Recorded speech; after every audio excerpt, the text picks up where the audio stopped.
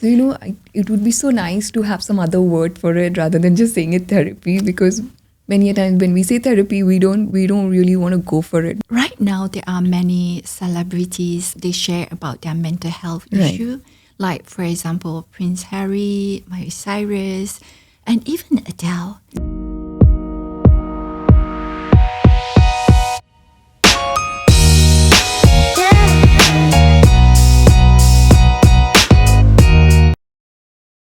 Hi everyone, welcome to White Swan by Shalini.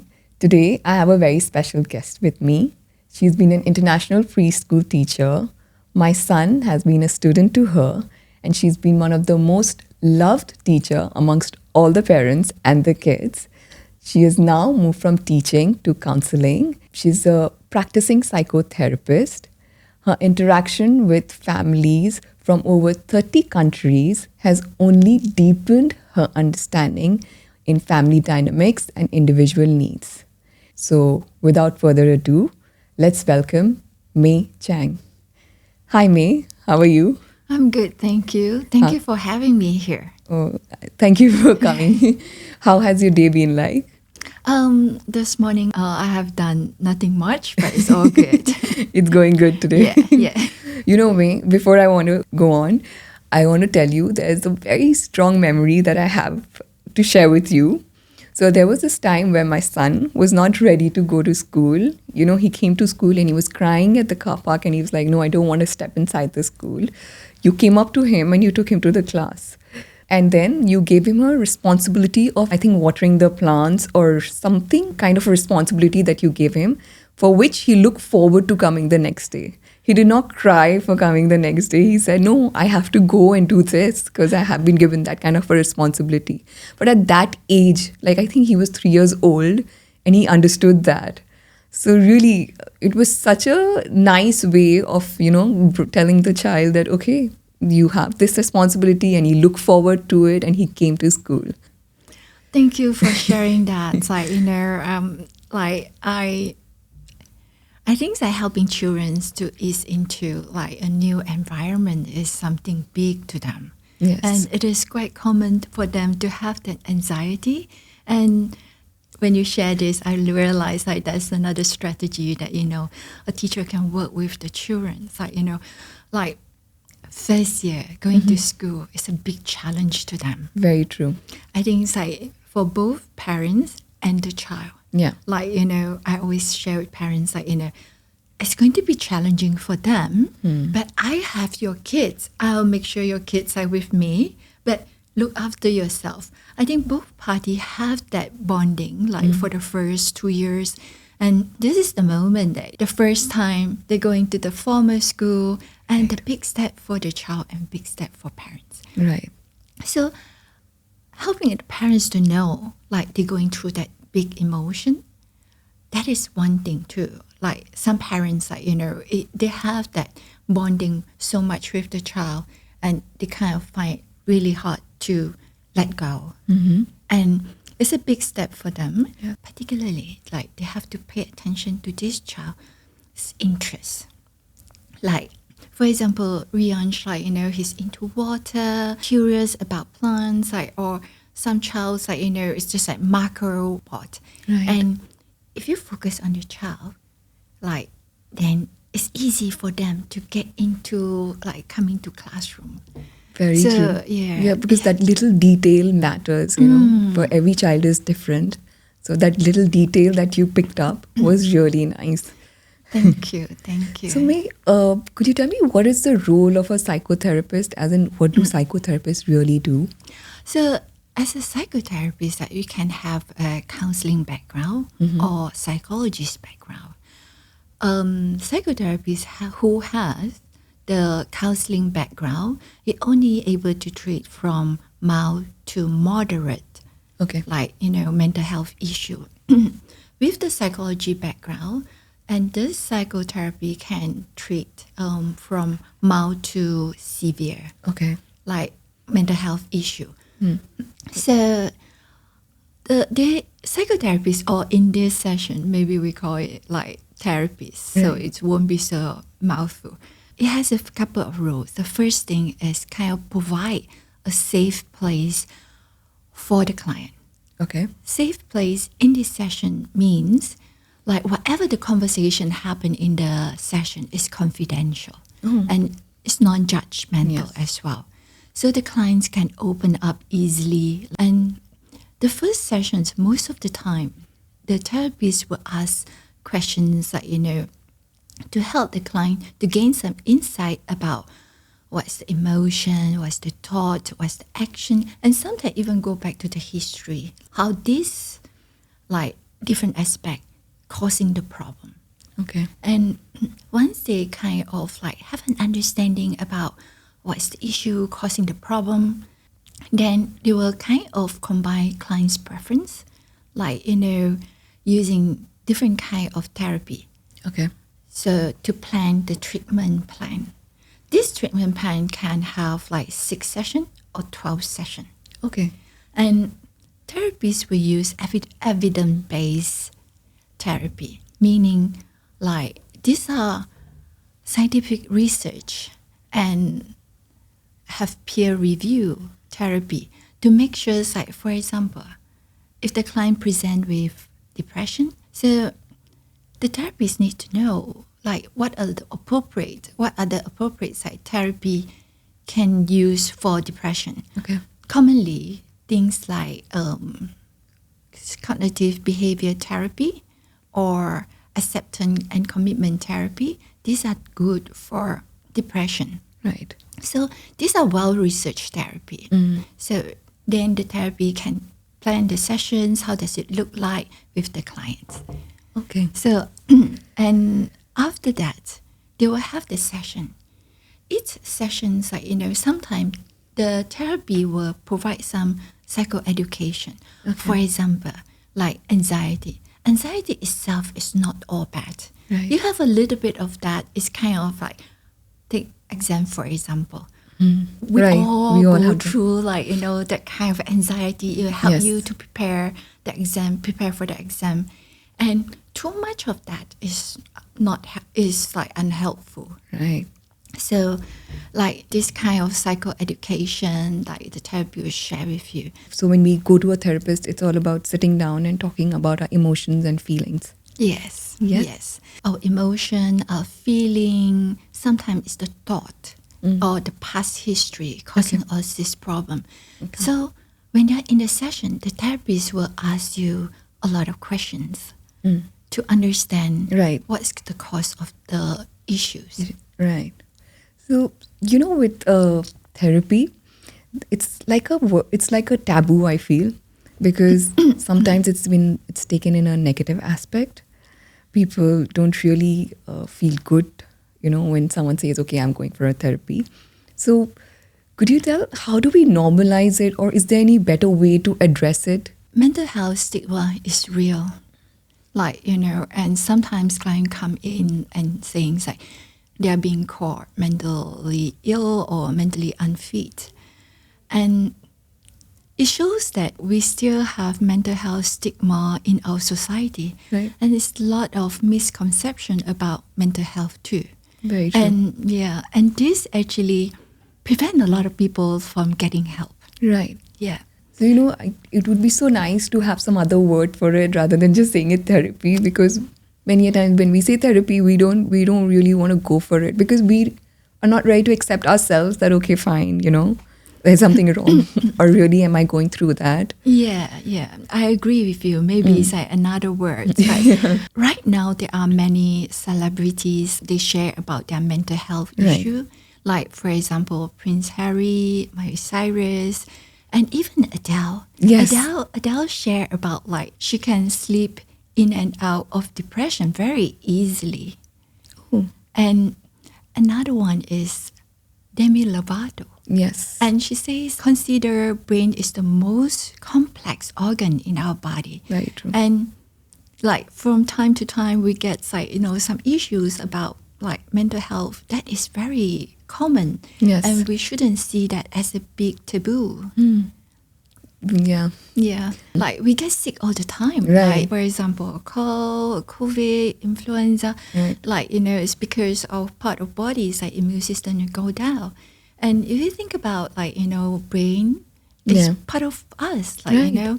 and it should be something that is more acceptable. Yeah. So in this 2016, a report showed in Singapore, 1 in 7 people, they have this mental health issue.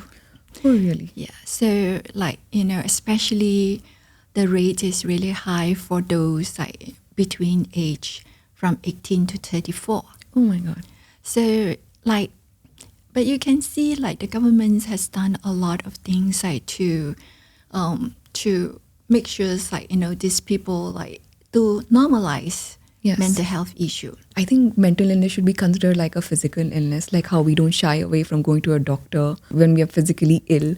Yeah. It should be the same way when we should understand that, okay, fine, a mental illness is equally as physical illness. In fact, more.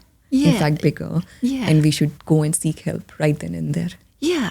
Not every mental health issue need to see psychiatrist. Okay. Not everything that you have to take medicine and all Right. that. Just show you an example. Like sometimes small anxiety, you can take step Okay. to recover. And unless it kind of prolong and becomes severe, Right. then a person might need to seek a psychologist or psychiatrist. But still, with understanding what is that, and that's rather important. Very true. So what is the age group that you deal with at the moment? Right now, I have from 10 to 70s. I'm working with 10 to 13. They are children, they have Right. different Very small. different kind of issue. So this a group of children, most of the time they have behaviour, Okay. social issue, and anxiety. What kind of behavior issue would you say? Behavior issues, sometimes we're talking about anger, Mm-hmm. Yes. Frustration, tantrum.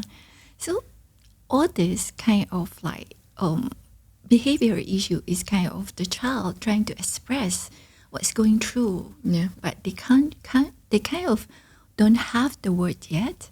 Mm-hmm. So we first have to teach them what's going through your mind, and then help them to regulate that emotion. That's the second step. And going forward, it's kind of a child going to therapy is not trying to change the child fundamentally. Yeah. It's kind of giving them some helpful coping skill to manage the emotion and replace this behavior with something that is helpful. For example, the child's getting angry. You can say inside, okay, can you share with me what's going on? How do you feel? Right. What's the thoughts? What happening? And then you kind of teaching them regulation, breathe in and out. In kindergarten, I Right. started doing that as well. Smell the flower, blow the candle. So you have to teach this skill beforehand. So is that like a breathing skill? Exactly. Right? Smell the flower and breathe. Okay. Yeah, so Oh, it's nice. kind of a very useful technique to help them to regulate their emotion. So once you have that, then you kind of okay, when you are getting angry, first thing you need to regulate, and then talk to me about what happened. And then we find the way to cope with that. Telling your teachers, this thing happened. Communication. Right. Yeah. But really, at the age of 10 to 13, are children really ready to listen and sit down for that therapy session? Are they that articulate enough to tell you how they are going through? That's a very good point. First, it's kind of really, as a therapist, they have to build the relationship. You are right. Some children's coming in. When you ask them, they will say, I don't know, or they just not ready to talk about Right. that.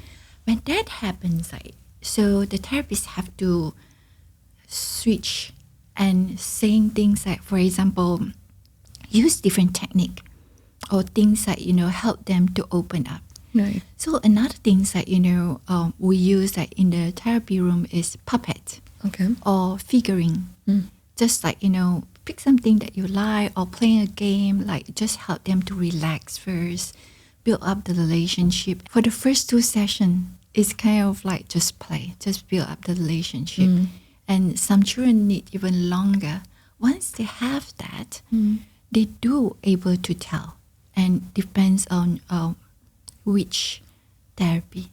Like if they choose to use figuring, then you can see the therapist don't have to ask every single question, Right. but just like, let the child go and play, and then ask questions, Right. necessary questions to understand more what's going on. Right. Yeah. So,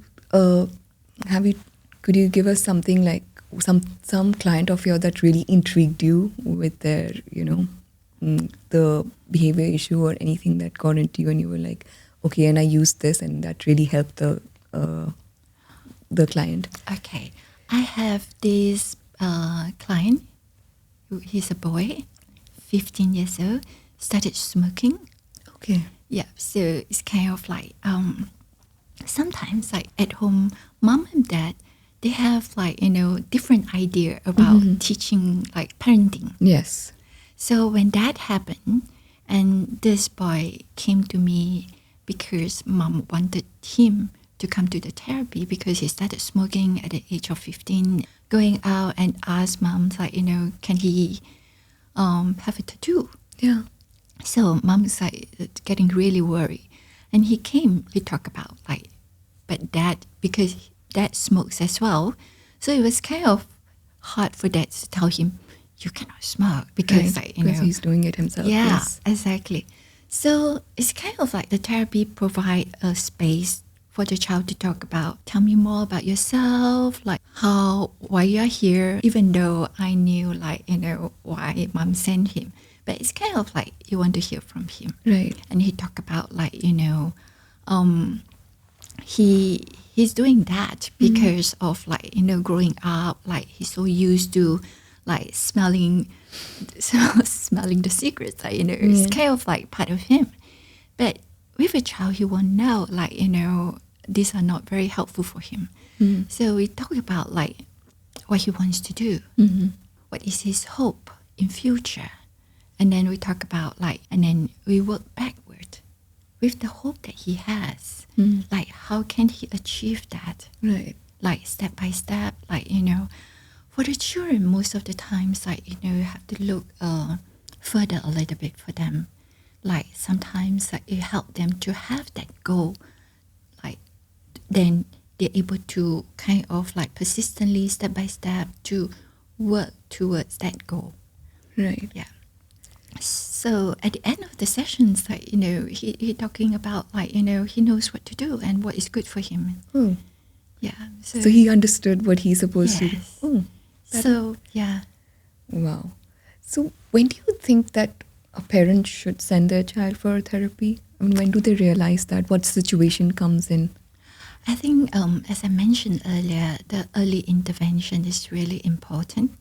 So when parents notice, like, some problematic habits, behavior, or issues, like, for example, self-esteem, like behavioral issues, like getting angry all the time, or social issues, like, unable to approach a friend, and unable to kind of like resolve a conflict.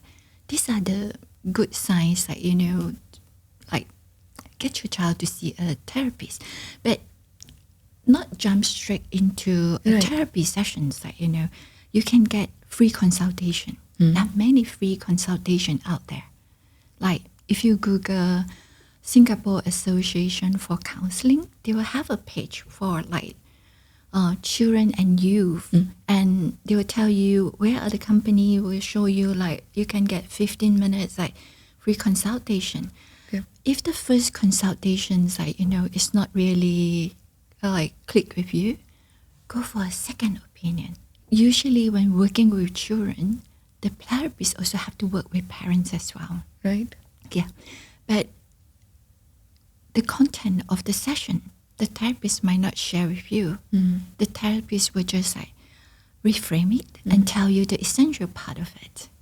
Right. Because they have their confidentiality as well. They have their rights for that. A 6-year-old boy might not be able to make friends, or 7, but when should we understand that, okay, fine, that I need to send him to a therapist? At what age? I should say it's like, depends on the issues, not so much about age. For example, in school, we have occupational therapies, like speech therapies, when like a teacher notices like, certain things like a child should work on.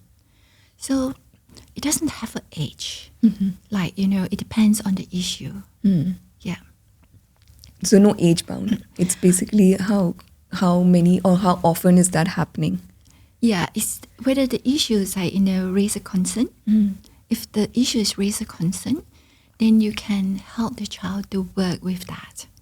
So there was once like, a child was quite shy. Yes. Yeah, in class. Yeah. So like that child was already 6. So he has to transit to a bigger school, primary school. And I seen the therapist like work with this boy like just within the school setting. So the therapist like, for example, I can go into the school, make the observation, Right. and then like use the school setting to work with this boy. Okay. Because school setting would be a very good environment, like, a lot of like interaction happen in school, and it also helped the boys like, gain a lot of strategy and apply it straight away in the classroom and with his friends. Yeah. So, like in today's day and age, we see social media. It plays a very big role in our kids' mind. I mean, when they use their phone, they are bound to come into self-doubt, low self-esteem, and we see them in the whole world of comparison. It is very difficult to keep them away from their social media and the phone that they use. How can we bring that change in them so that they are not affected by the world of comparison? That's a very, very interesting question.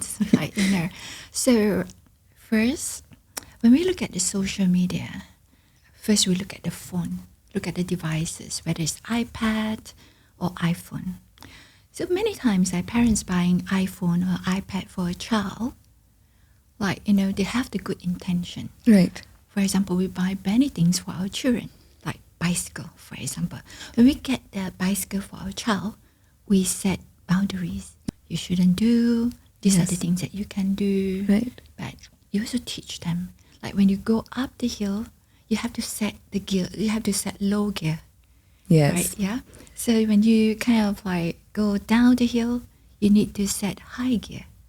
And these are the things that help them to assess the risk as well. When you see the junction, you got to stop. Right. Yeah. And like, how fast can you go? Like when you're safe and all that. Now go back to the phone. Right. When we give them the phone, we have to give them some idea about all these things as well. Assessing like the risk. Many years ago, I attended this like digital intelligence, like, an introductions talking about like how teachers should prepare the student, like, enter the digital world. Like when a child enters the digital world, there are many things. Like for example, identity. What is your digital identity? Right. And compared to the real life, who are you? And how is that going to be different? How is that going to be the same? And if that not discussed in school, as a parent, I think we should talk about more than just digital identity. For example, digital safety, Right. digital communication, digital privacy, and more. And all this, you're kind of giving a child a fundamental idea about, okay, when I have that bicycle, what can I do? Yeah. And when I have that phone, like, when I encounter cyberbully, what should I do? Who can I Right. talk to? Like, all these things, like, I feel like these are quite fundamental. Like as parents, like, when we give them something, like sometimes we just have that good intention, but the kind of like thing attached to that, we need to think about that. So these are the conversations that are quite important. So basically, we get them prepared before we give them something. Yeah. That, okay, fine, you might go through this, Yeah. but you must be prepared. So basically, making them emotionally resilient. Can we say Yes. that? Can we say So, that? for example, like, you know, this child, like talking about like she read a news, like online, Right. reading a news about like kidnap. She was Oh. like fully panicked, like, you know, so scared, like, you know, who's going to pick me up after school and all that. It's like she developed that phobia. Right. And like at home, it's important to talk about like digital literacy. What are the news that is real? What are news that are fake? Like, you know, all this. Talk about this and setting boundary, like, you know, how much screen time, and have this conversation not in a very not too formal. It's just like informal. So Informal they way. don't develop that kind of anxiety, like, am I going to face this or not? But have that conversation. So communication is the key. Yeah, it is. It is. It is. Talk to them how much ever you can, especially after giving them the phone, I think. Also pay interest to what they're looking at, like, you know, kind of like they have this like TikTok trend, understanding what trend they like. Yeah. So you will know, like, you can keep an eye on, like, you know, their interests as well. Yeah. So encouraging them to do good things out of a phone rather than getting affected by the news and by what they see in the social media. Yeah, yeah. I think that, you know, sometimes like we cannot go through every news or what they go through. Yes. But have that preparation, talking about like these are the fundamental things, like prepare them too much, it kind of like will cause anxiety. Yes. But having the conversation, like, you know, cycling the bike, like you might have that, but that's okay. You just get up and try again. Create that resilience, like, you know, so they're able to fall and come back again. Right. But have that conversation. Okay, how are you going to suit yourself? How are you going to recover? How can we help you? And what are the things that we can do together? So May, tell us, what are the signs that we should look in a child to understand that, okay, we need to take him for a therapy? Like, you know, right now, kids are so influenced by their friends who we might know that they're not a good influence on them. So they don't listen to their parents, but they're more influenced by their friends. So how should we ask them or get to the understanding with them to go to a therapist? So depends on their age, from 6 to 10 or 11. This age is kind of like they are still young. Yes. So when you go to teenager, that's what I'm trying to get to. It's like, you know, when they're teenager, they need to develop their own identity. Then you get a lot of they're not listening to you. That's very common. Yes. So at that time, parents need to give them their space. They're trying to find out who they are, who they want to be. And therefore, at that age, you see family dynamic, family relationships, like issues a lot. Yes. And started listening to friends. You can sit down and talk to the child and saying, like, now I noticed this. Is that you want to be friends with your friends? It's like understanding where does that coming from. Usually they're able to tell you. It's kind of like, you know, why I'm doing this, why I'm thinking, like, you know, why my friends say it's so important, because they want to be part of that social group. Right. So, and as a parent, like, you know, we kind of telling them like, okay, I understand that. But sometimes give them example. Like you can research with them. Like for example, an inquiry. Like you're saying this, I'm not challenging you, but like let's do an inquiry about this and see which one that is. If your friends say this, let's find out how are the questions that we can ask. Like help them to become an independent thinker.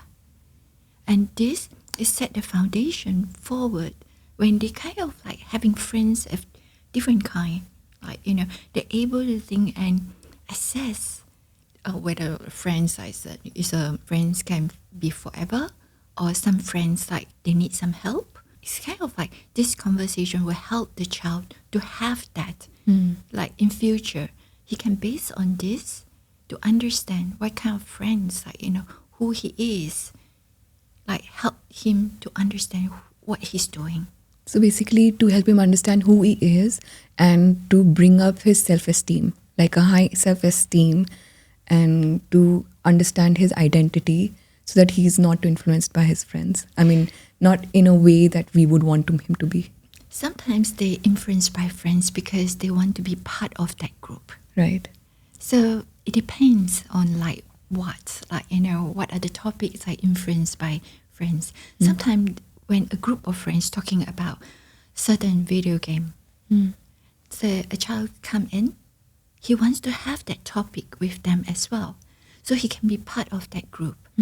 But would this child able to come out and be himself, like, you know, when he's at home? Right.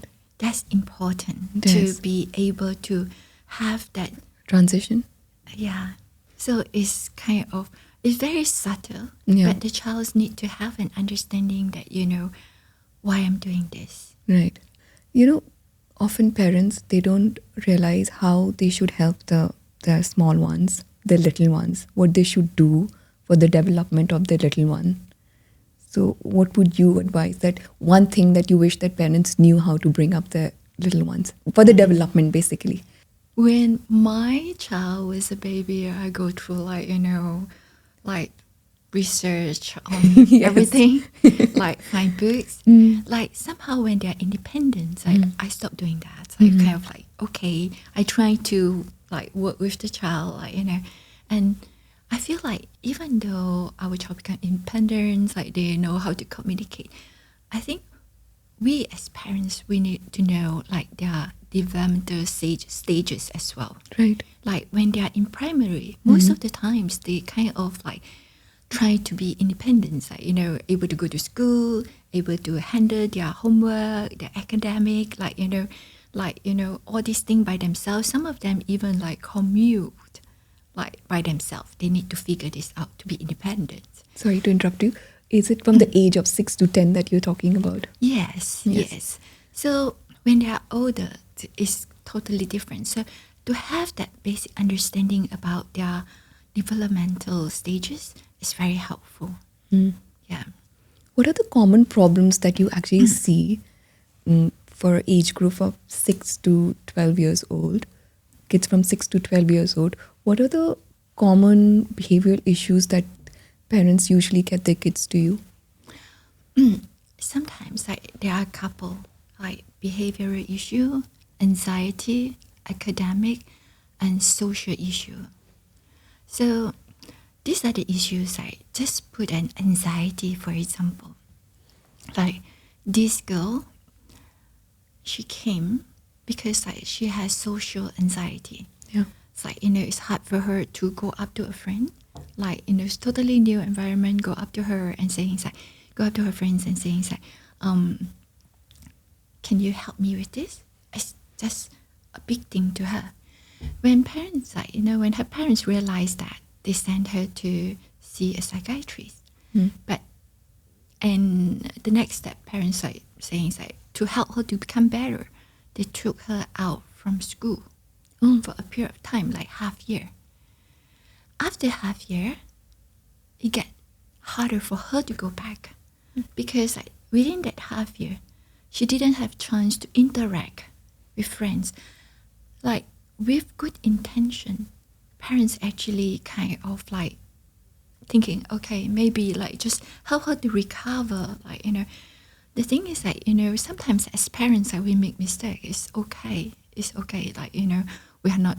Yeah, we're not God. Yeah, we are not. We are all human beings. Human right? beings, yes. So like, and if parents not sure, I will encourage parents to seek consultation. As I said before, it's free.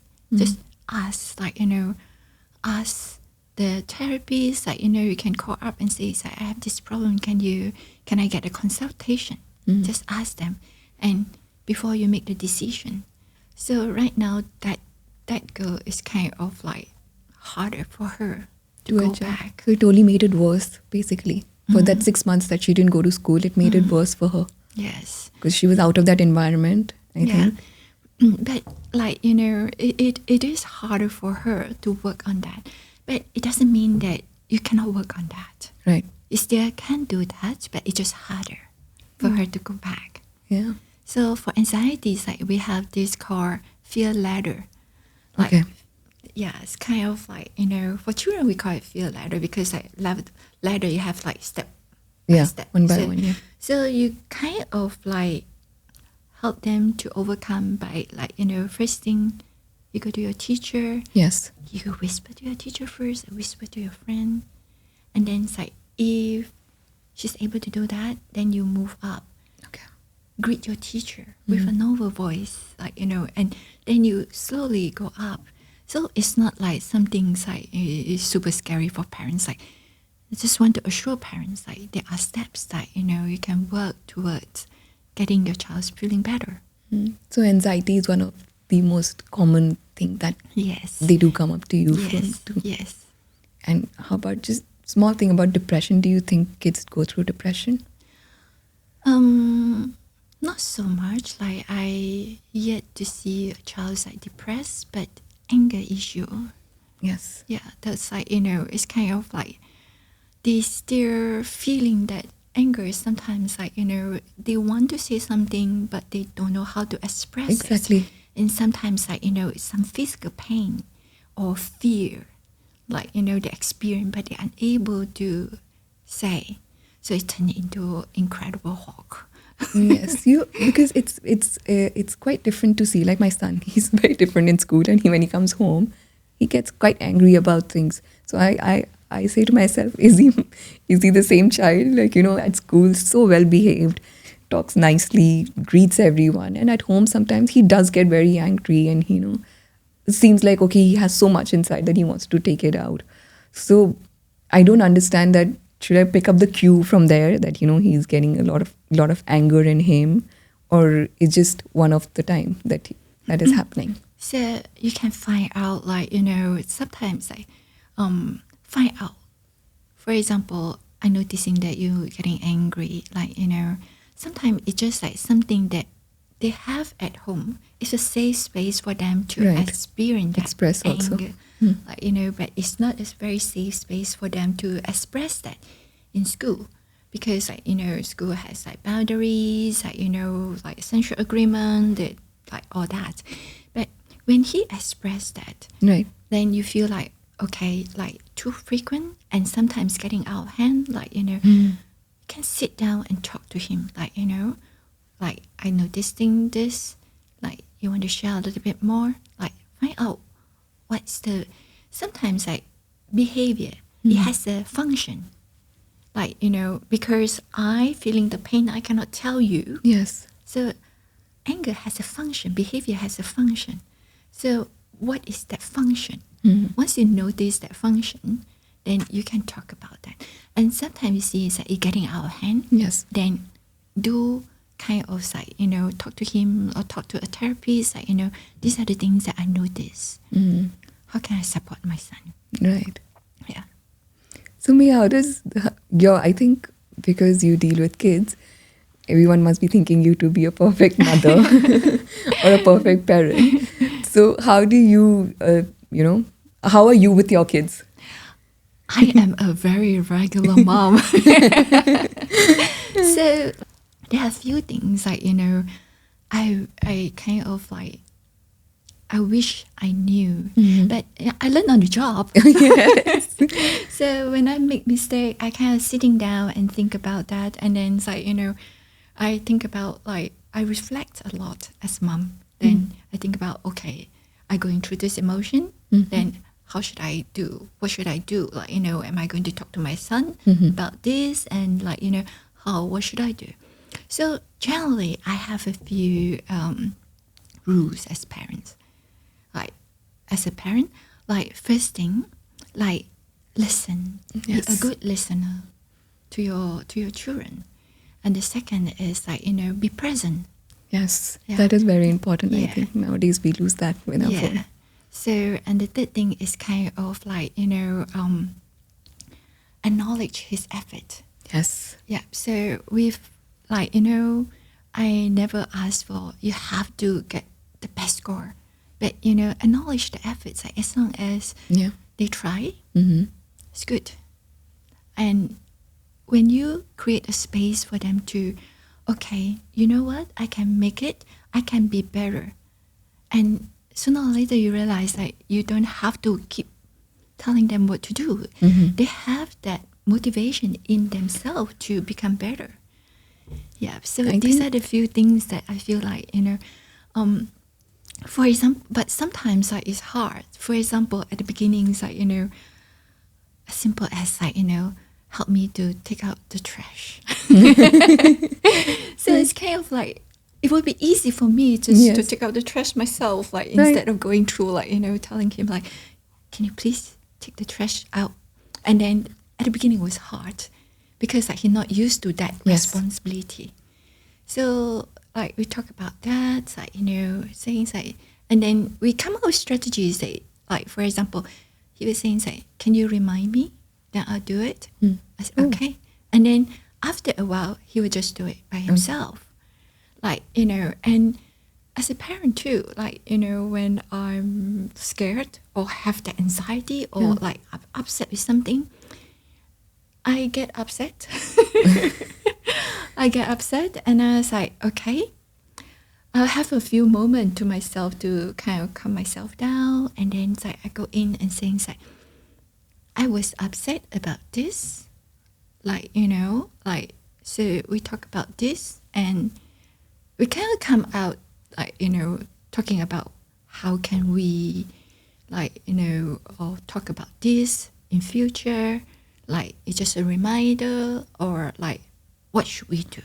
So I do address my emotions like with him as well. Kind of like when you talk about emotion with your children, it's something that they're able to model. Like, this is the way I feel, like how I feel right now. I'm angry, I'm anxious, like, I disappointed, I frustrated, and what's the cause? When you model that, they're able to tell you as well. Right. So, like these days, like we as parents, we're doing our best to provide them, like, have all the resources other than basic needs, like, they can go for swimming classes and more than that, soccer or like piano. And sometimes spending time with them, like, be available, like just to sit down and have a conversation is quite important as well. Be more involved with them. Yeah. So if you check Maslow's needs hierarchy, like, we try to cover the basic needs, like, and we do need to give them some care and love as well. Sometimes like, we don't have to say that, like through our action, they would know. So it's kind of be a listener, like be present, and the effort, acknowledge their effort. Acknowledge their efforts, right? Yes. Yes, and be more involved with them in the activities. Yes. Show interest, like, yeah. I did have clients, they came in and saying, like, sometimes, like, I just wanted to tell my parents, like, I tried this, like, it's been good. It's like, my parents just not there.